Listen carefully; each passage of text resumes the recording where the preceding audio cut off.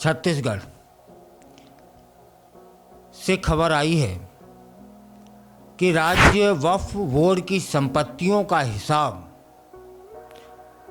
रखने के बाद अब मस्जिदों को भी अपना हिसाब देना होगा। हिसाब में इनकम माने आय और व्यय दोनों की ही जानकारी देनी होगी। यदि नहीं देंगे तो उस स्थिति में सज़ा होगी। अभी तक हम सभी जानते हैं कि मस्जिदें इससे मुक्त हुआ करती थीं। राज्य वक्फ बोर्ड ने 1223 मस्जिदों के मौलानाओं को अपने आय व्यय का ब्यौरा ऑडिट कराने के निर्देश जारी कर दिए हैं।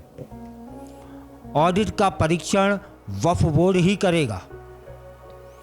वक्फ बोर्ड को लगातार शिकायतें मिल रही थी कि मस्जिदों के फंड में दुरुपयोग हो रहा है। इसके बाद ऑडिट कराने का निर्णय लिया गया है। पोर्टल पर देनी होगी ये जानकारी, खर्च का हिसाब, आय का हिसाब। छोटी बड़ी 1800 1800 से ज़्यादा मस्जिदें हैं वहाँ, लेकिन फिलहाल आदेश यह उन्हीं को दिया गया है जिनकी आय ज़्यादा है। राज्य वक्फ बोर्ड के अध्यक्ष हैं डॉक्टर सलीम राज। वो कहते हैं कि मस्जिदों की आय व्यय में पारदर्शिता सुनिश्चित करने के लिए हमने यह निर्णय लिया है। मस्जिदों को बैंक में अपना अकाउंट खुलवाना होगा। वक्फ बोर्ड की ओर से एक पोर्टल भी तैयार हो रहा है जिसमें मौलानाओं को अपने आय और व्यय का पूरा हिसाब किताब उसमें दर्ज करना होगा। बोर्ड यह भी कह रहा है कि 3 साल तक यदि किसी ने ऑडिट नहीं कराया तो फिर उस मस्जिद का जो जिम्मेदार व्यक्ति होगा ना, उसको जेल जाना पड़ेगा। वक्फ बोर्ड अपनी संपत्ति से होने वाली आय और मस्जिदों का आय का 30% हिस्सा शिक्षा पर खर्च करता है।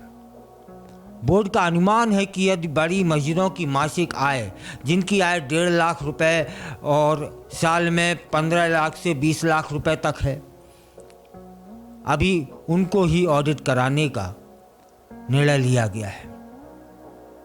और एक बड़ी खबर आई है कि 6 मुतबलियों को हटा दिया गया है।